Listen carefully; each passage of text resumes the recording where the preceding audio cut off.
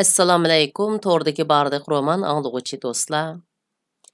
Biz Ehson Abduquddus yozgan Yigit degan shundaq bo'lsa degan romanni o'qishni davomlashtiryapmiz. Oldingi qismda Ibrohim bilan Abdulhamdining suhbatlarini anglab o'tdik, endi davomini o'qiymiz. Abdulhamdi ketmasdan Samiyani izladi va uni hujrasidan topdi. Samiya chochlarini tarab, ko'nglikini almashtirib, bir jurnalni o'qib karvatda o'ltiratdi. Abdulhamdining kelganligini bilgachga uni kutyotdi.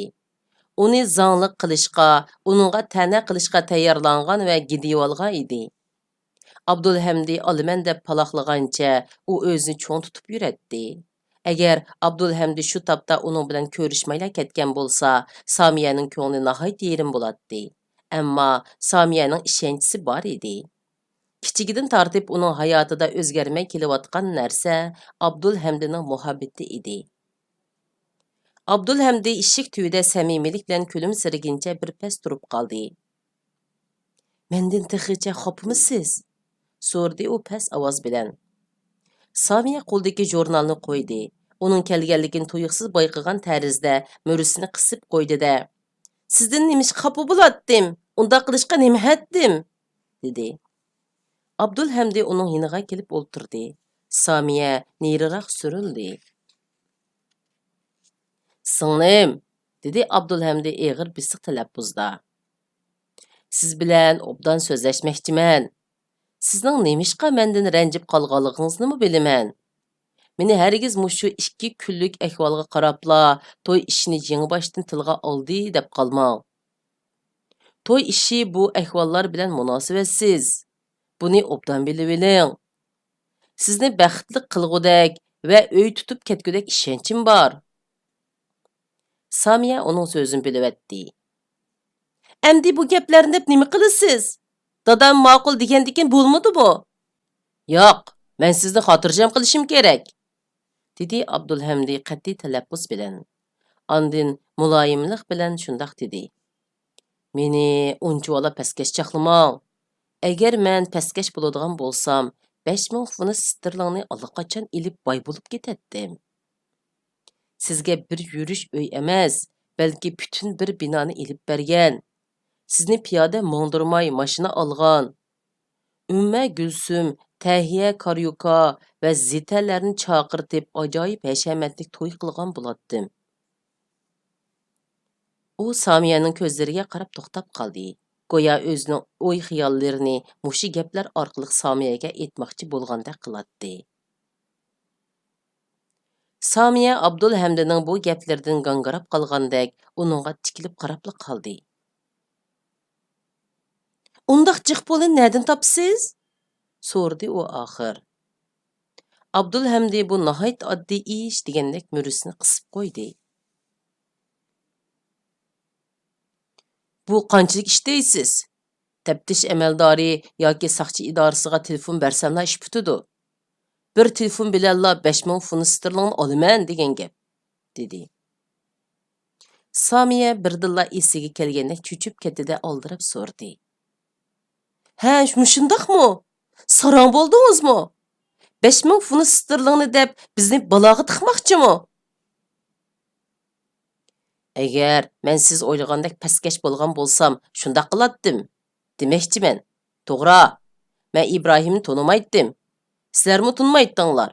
Ammo u cho'qim yana qo'lga ilinib ketadi. Bunisi amaliyat. Ammo bundaq ishni men qilmayman."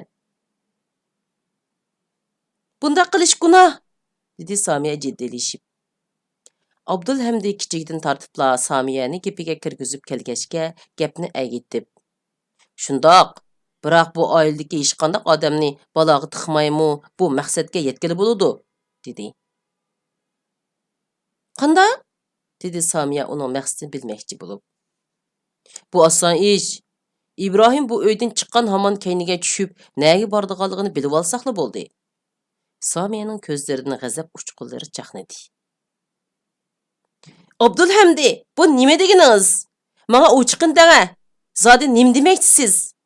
Hozir mushundaq gaplarni qilsangiz bo'lamdi?" Abdulhamdi aqlliqligi bilan Samiyani aldab maqsadini yoshirmoqchi bo'ldi-da, uningga qaramay turib mundaq dedi.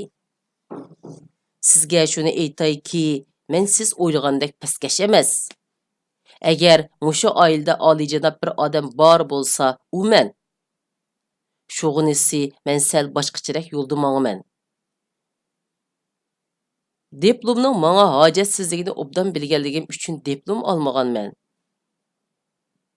Diplom bo'lmasimi har qanday odamdan ko'p pul topalayman. Yana shunimi aytib qo'yay, menga Ibrohim ishondi. Sizlarga qaragandimi bekrak ishondi. Shunga boya menga o'zining hayotini qutuldiradigan bir vazifani topshirdi. Abdulhamdi boya Samiyaga qilgan so'zlarining ta'sirini yo'q qilish uchun nihoyatda qizg'inlik bilan so'zildi. Bu xuddi o'zining do'stiga yozib qo'ygan xatlarini uchirib etishga uringandek bir ish edi. U Samiyani o'ziga tortmoqchi, qoyil qilmoqchi, o'zining kishilik dunyo haqidagi ko'z qarashlariga ishondirmoqchi bo'ladi. O'zicha Samiyani mol dunyo bilan rohat farog'atga qiziqtiradi.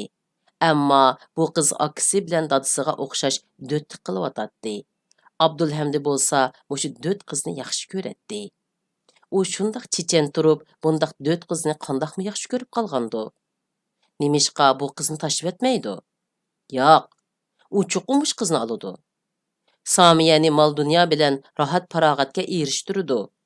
Ammo buning nadin kelganligini Samiyaga bildirmaydi. Planini Samiyasiz o'zla ishga oshirdi. Maqsadiga chuqum yetidi. Chunki u aql nuri yo'ritib turgan yo'lni aniq ko'rib turmoqda.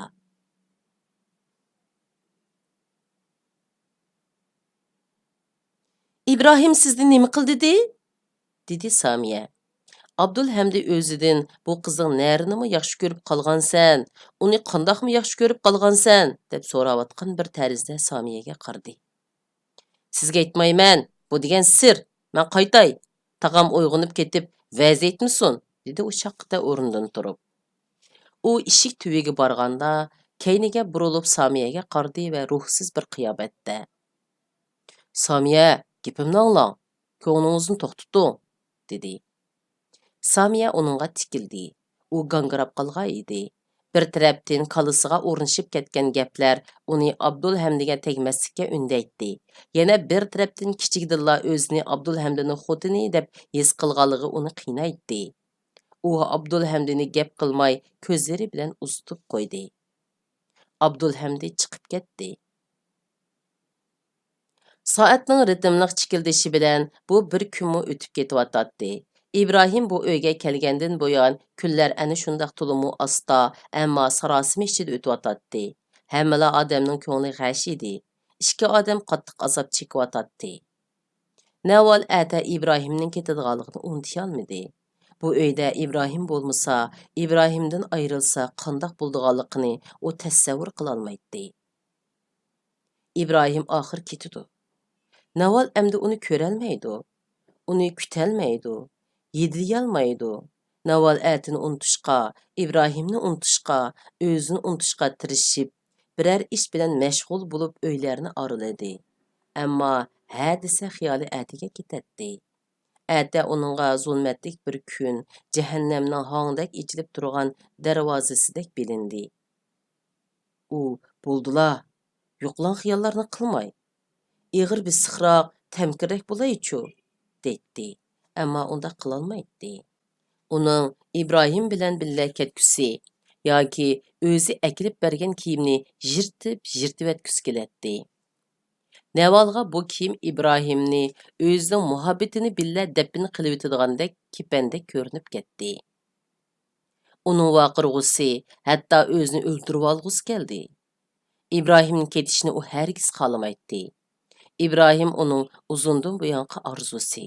Xam xiyoli bo'lmasdan, balki haqiqiy odam.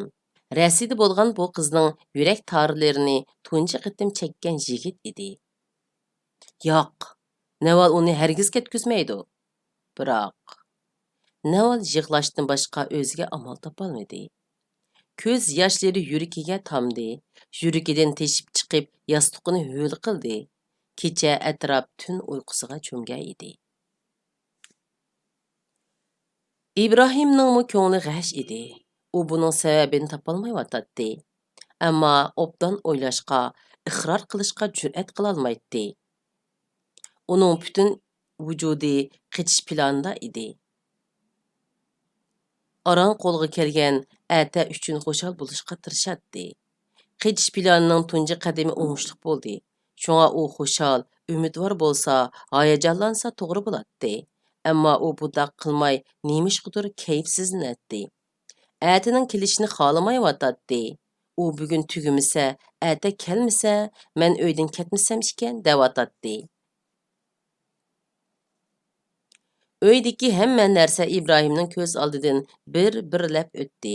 Muhitning yeziq ustili, yuyinish uydagi suv jumiki, o'zi birla qatim yushiringan balaxona, chinilar, bu uydagilarning obrazimi ko'z oldiga keldi. Buvayning chiroyi dadasining chiroyi bilan, momayning chiroyi onasining chiroyi bilan birlashib ketdi. Samiya, Muhit va yo'q, u Navalni ko'rishni xolamaydi. Uning chiroyini ko'z oldiga keltirmaydi. Chunki Naval uningga mansub emas. Uning Navalni o'ylashga haqqi yo'q. Ammo Naval uning xiyolidan chiqmadi. İbrahim texmi azobga soldi. U umidsizlik ichida to'lg'inib, bu azobni unutishga tirishdi. O'zini men uning bilan muhabbatlashganim yo'q. Undaq bo'lishimi mumkin emas, deb ishondirmoqchi bo'ldi. İbrahim turmushida qizlarga o'rin ajratmagan, shu sababdan Navalni o'z turmushiga kirgizolmaydi. Ammo Naval uning ko'ngil to'ridan o'rin olgan bo'lib, o'zini Navalning eri deb tasavvur qildi. Hatto o'tganda ishqi manganda Navalning uzatqanligi, kechda qaytib kelganda oldiga chiqqanligini ko'rgandek bo'ldi. Har kuni atdiganda ishqi berib, kechda qaytib keladigan fuqarolar qanday baxtli-a? Ular nima degan xotirjam? Turmushi nima degan go'zal, ha? İbrahim o'zini kontrol qilmoqchi, o'y xiyolni yig'ib olmoqchi, umid daryosiga yugan salmoqchi bo'lgandek, mushtimini ching tuguvdi, qo'lining tumirlari ko'pib chiqdi. Yangi bir kun boshlandi. Navalning dadisi, aksi chiqib ketdi. U nashtiniq silingan patnosni ko'tarib İbrahimning qishiga kirdi. Kechini uyqusiz o'tkazgan Navalning ko'z jiyaklari qaridab ketgan edi. U kechicha emas, ömürge kelib uxlab baxmagandek turadi. Bekmu xafa bo'lib, o'ziga, İbrahimga, o'zi tortayotgan azobga achchig'i keladi. İbrahim ko'zlaridagi umidsiz ushqinlar bilan uni quchoqlab turib so'radi. Sizga nim bo'ldi? Naval patnusni ustalga qo'yib İbrahimga qaramasdan, hech nim bo'lmadi, dedi-de ortiq gap qilmadi. Ikkaylan jim bo'ldi. Naval birdam arisaldalik ichida qoldi. Andin burilib chiqib ketmoqchi bo'lib-edi. İbrahim uni to'xtatib olish niyatida. "Menga bir ish qilib bersingiz-chu", dedi. "Qani dang", dedi Naval uningga dumbisini qilib turib. Ovozidan ochiqnish chiqib turadi. İbrahim uningga "Nim ish qilg'ussam bular" degandek birdam turib qilib andin. "Siz tunögün ekkelgen kiyimning yanchuqi yirtiq ekan, shuni yamab beramsiz. Harbiy kiyim yirtiq tursa bo'lmaydi ekan", dedi. İbrahim zo'rg'a kulmoqchi bo'ldi, ammo chiroydan yig'lamsirash alomatlari chiqib turadi. "Kiyim qani?" dedi Naval burilib. İbrahim ishkopdan kiyimni ilib uningga berdi. Naval kiyimni qo'liga ilib go'yo kechicha o'ylab chiqqan kepallikka qaragandek turib qoldi. To'yiqsiz ko'zdan taramlab yosh to'kildi. Qo'lidagi kiyimi seyrilib yerga tushdi. U ishkopga bilkintirab, ustiga beshini qo'ygunicha yig'lab ketdi. Har qancha qilsimi o'zini besib ololmadi. İbrahim cho'chib ketdi. Chiroy azobdan bir qismil bo'lib ketdi.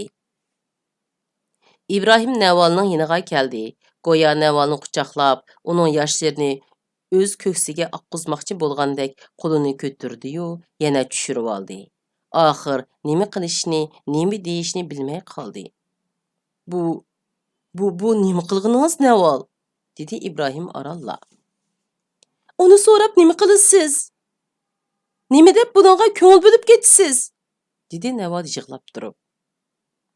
"Naval, men qandoqmi ko'ngil bilmay tura olayman? Hazır dünyada sizden başqa sığınılan adamım yo'q, dedi İbrahim həsrət çekib. Naval ishonmayotgandek İbrahimga qaradi. Agar meni o'ylasangiz, nega bordiganligingizni aytmay ketmaydingiz? Siz hozirmi menga ishonmayapsiz? Qandaqmi xotirjam bo'laman? Sizdan ansirab, sizni chetilib qolmasin debla shundoq qilyapman. Chunki men hozir xavf ichida. Kimki men bilan yaqinlashsa, menga o'xshasha xavf ichida qoladi.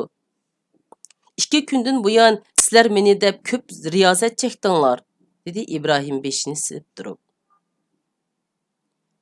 Xavf demsiz?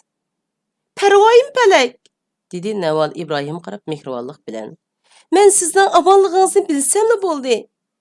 Nima ishingiz bo'lsa yordamlashiman. Sizga kiyim akilib berdim-ku. Başqa narsangiz bo'lsa akilib beraman. İbrahim ko'zlarini Navaldan qochirdi. Qasam ichchimanki, men bu yerdan chiqib nega berishimni bilmayman. Hech qisi yo'q. Amal qilsak aloqalasha olamiz. Rost gapingizni danga. Menga ishonamsiz. Ko'nglingizda men yo'q. Shundaqmi? Navalning yana o'pkisi o'rilishga boshladi. İbrahim o'yg'otgan holda jim bo'lib qoldi. Vaqt qis. O'ylab o'tirishga imkoniyat yo'q edi. Naval İbrahimga qarab birdam turdi. Birdan yaralangan qushdek butun vujudiga titrak ulashdi. U burilib ishga mang'aydi. İbrahim yalvurgandek chaqirdi. Naval! Naval to'xtadi. Keyniga burilib İbrahimga qaradi. Shu topda bu qiz hozirla yiqilib tushdigandek edi. Kiyimimni yamab bermamsiz? Dedi İbrahim gapni boshqa yoqqa burab. Naval yerga tushib ketgan kiyimning yiniga keldida ingishib uni olmoqchi bo'ldi. İbrahim ingishga edi. Ikkilarning kiyimga uzatgan qo'llari tegib ketdi. Xuddi jo'shqin hayotiy kuch tunchi qitim o'z karomatini ko'rsatib, ularning vujudiga muhabbat baxsh etgandek, ikkisi ixtiyorsiz titrab ketdi va qo'llarini darhol tortib olishdi. İbrahim hayajonini bosolmadi. Gapimga quloq soling. Birdan bir amal shuki, har dushanba va chorshanba kuni tushdan avval soat 11 da Abdul Meniim maydoniga berib meni saqlang. Men Qahirada bo'lsamla qishingizga kelib siz bilan ko'rishman. Borolmasam odam avatiman.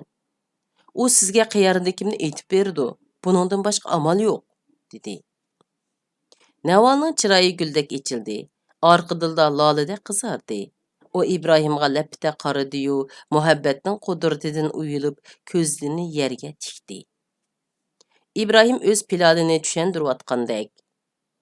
Abdul Meniim maydoni sizlarning uyga yaqinroq. U yerda ko'p saqlamang. Chorak soat saqlasangiz bo'ladi. Agar kelolmasam kelishga amal qila olmabdi deb biling. Naval, bu gaplaringiz ko'nglimda paydo bo'lgan umid ushqullarini yo'qotyotidi degandek ayiblash labbuzda. Yo'q, Xudoy madad berdi. Siz cho'qim borsiz, dedi. Naval sherin his tuyg'ularga cho'mgan holda kiyimni ilib chiqib ketdi. Shu topda uning yuragi tunji muhabbatidagi tunji uchrashishga intizorlik bilan talpinmoqda edi. Soat istiralkisi to'xtamay aylanmoqda. Navalning yuragi tunji uchrashishga talpinib dupildab so'qmoqda. U karvetida o'ltirib, İbrahim kiyib qochmoqchi bo'lgan harbiycha kiyimni yamamoqda edi. U endi buni İbrahim yoki o'z muhabbatining kipini deb qaramaydi. Sherin orzusini tutib olmoqchi bo'lgandek kiyimni ko'ksiga bosatdi. Uni ehtiyot bilan zehn qo'yib tikatdi. Xuddi o'zining to'yliq kiyimiga qaragandek yenishlab to'ymay qaraydi. İbrahim mush kiyimni kiyib ko'rishgili kelarmi? Bu kiyimni kiysa u qandoq bo'lib qolar? Naval bu ishlarni ko'z oldiga keltirib, ixtiyorsiz kulib-etdi.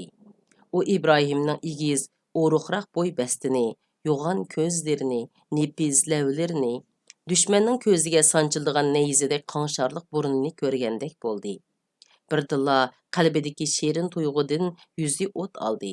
Yana tatlı xiyollar qaynamaga g'arq bo'ldi. Onunğa İbrahim özünü çin qucaqlab, levini leviga yaqqandek, İbrahimning nefes ilişleri qulaq tüydüla ağlanayotgandek tuyuldi. Naval iza tartib yüzünü çapan bilan etib oldi. O baxtlik, nihoyat baxtlik edi. Hasrat degan narsa uning turmushidan, o'y xiyolidan yo'qoldi.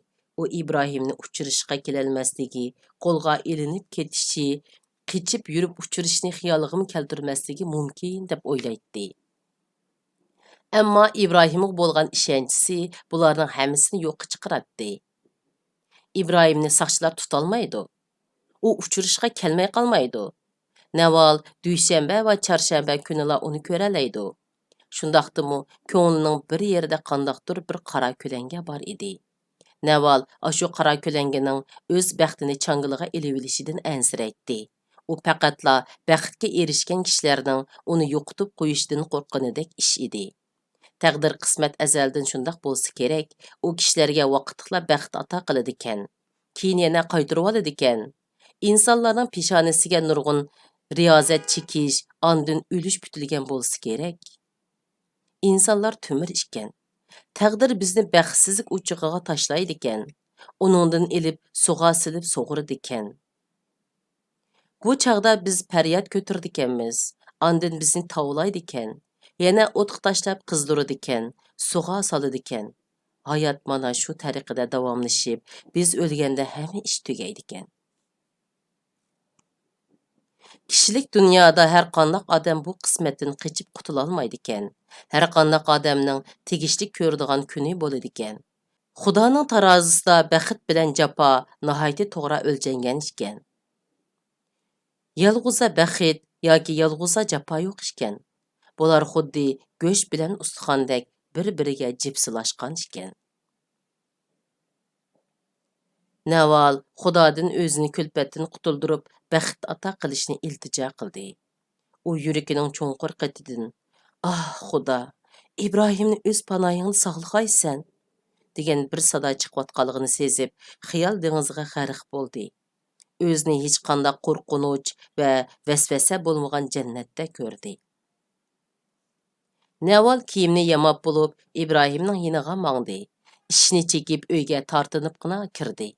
U kiyimni berib etib, İbrahimga tikilgan edi, ikkisining ko'zi uchrashib qoldi.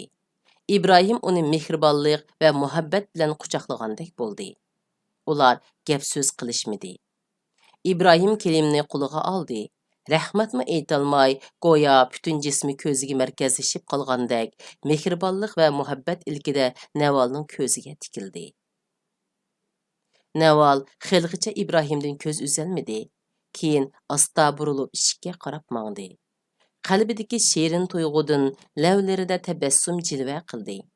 U İbrahimga lapita qardida tortinchoqlik bilan pichirlab, "Sizda qalam bormi?" dedi va akasining ustili oldiga berib qog'oz izladi.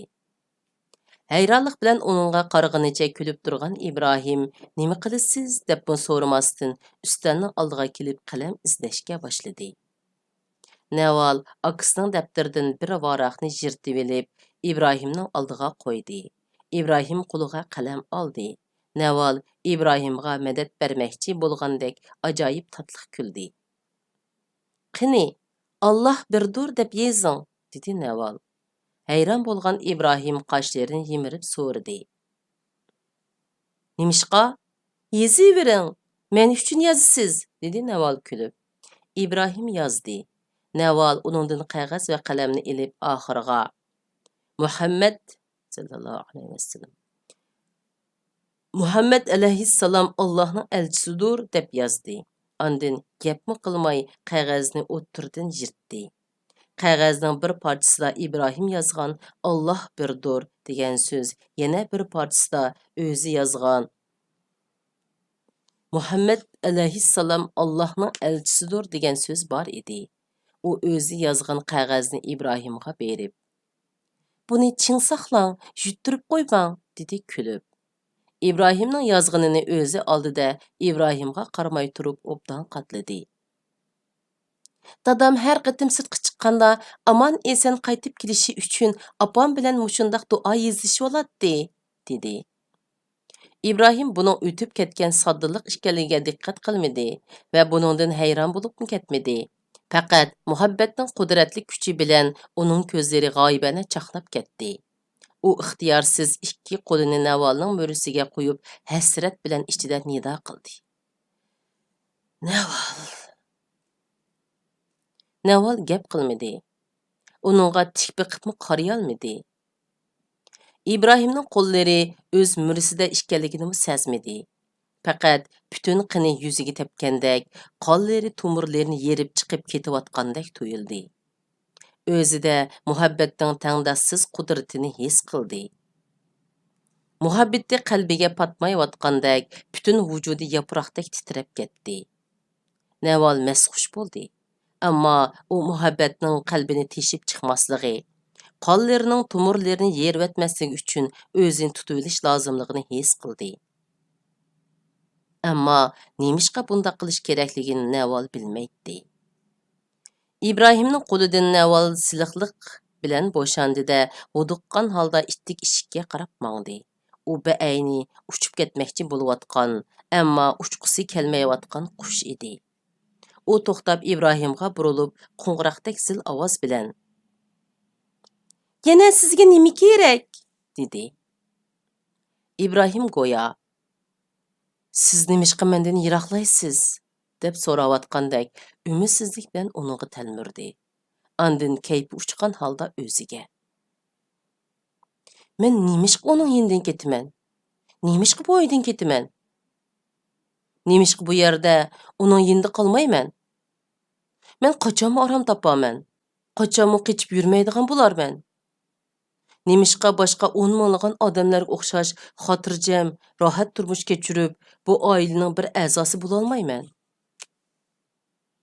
Naval shu topda meni yo'qotayotganligini, meningmi uni yo'qotib qo'yayotganligimni bilmayotidi-ku, dedi.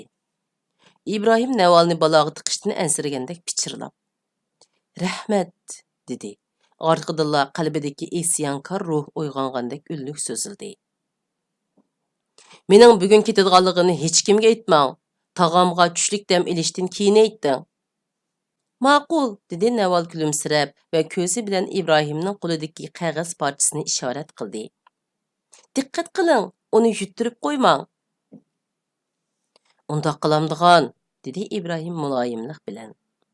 Naval qaytib chiqib hujrasiga kirdi. Uning parvoz qilg'usi kelatdi, ammo mumkin emas edi. U kiyim ishkobidan oltin yalitilgan kichkina qutini oldi. Qutida kichkina Qur'on Karim bor edi. U karvatda o'ltirib, İbrahim yozgan hiliqi xatni ilib xuddi yorining muhabbat xatini o'qigandek qayta o'qib, har bir harfini ko'zi bilan suyib chiqdi. Ondan qatlab Qur'on Karimning ostiga silib, qutini bo'yniga esib oldi. Soat istirilkisi to'xtamay aylanmoqda. Bu oilaning turmushi odatdagidek davomlashmoqda. Mo'may oshxonada ishlab yuratdi. Samiya odati bo'yicha lalanglab, birdam oshxonaga kirib, opasining yonida turib boqatdi. Birdam chichini tarmaganligi yodiga kelib, hujrasiga kirib, aynak oldiga boratdi. Chichini tarab bo'lmayla, yana oshxonaga kirib, targ'oqni tishlab olib, qozondagi tomoqni ivlashtiratdi. Ondan yana aynak oldiga berib chichini taraytdi. Arqadilla kiyim almashtirg'isi kelib ishkopni ochatdi. Ammo kiydiganni olmay, kiyimlarni ratlab ketadi. İbrahim hiliqi qog'oz parchasini tutib o'ltirib ketdi. Qog'ozdagi xatni o'qig'ach, xatning ustixoniga sap soldi. Naval ani bek yo'g'on, ye harfini bek kichik yozgan edi. Buni ko'rib İbrahim ixtiyorsiz kulibdi. Arqadilla ko'ngli bir xil umidsizlikdan g'ash bo'ldi. U hukumat, soqchi va Angliya alvostilari bilan oxirgacha kurash qilib, Naval uchun bo'lsa-mu yashashga niyat qildi. Ondan sirtmoqda qiynalayotgandek ig'ir tindi. Shunday qilib bu qitimliq roman o'qishimiz musharkach bo'ldi. Davomini kelasi qitim o'qayli. Xayr xo'sh, Allohga omonat.